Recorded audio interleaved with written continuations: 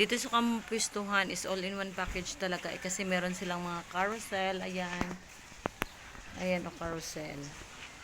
Tapos meron din silang Vikings nandun sa Bataas.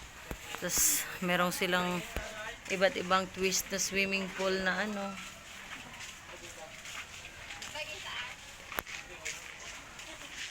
At dito parang hinigutan na nila yung mga flowers nila kasi parang matutumba yung mga bulaklak nila. Ayan.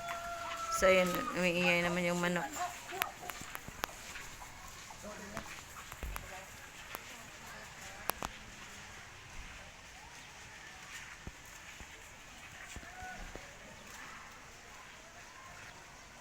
Subot silingon, ang dinosaur naton is wala siya alista nga pinaka-tallest dinosaur nga ano sa Guinness. Yung manok is ano no?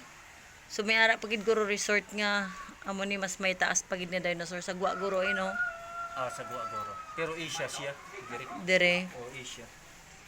Sa Asia gani. Pero sa mga US. Pero yung ano ang manok, ano gid na kay nga world gid na kay ka Guinness sa Ay na. Siya gid. Guinness record. Kaya gid man manok pa niya dabo.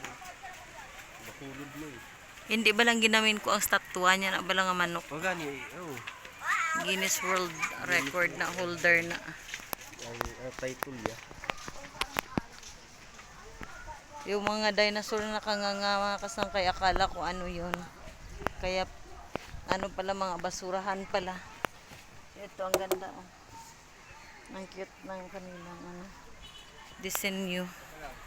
So yan. So pa-picture muna ako dito mga kasangkay.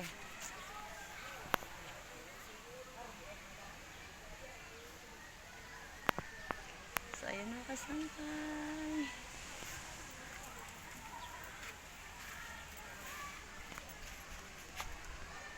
Kumbaga mixed emotion yung ano dito no, yung wild imagination ng ano.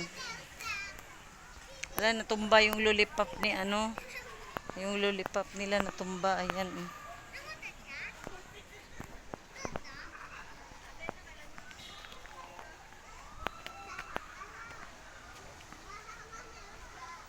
Pero yung manok natin doon is merong room.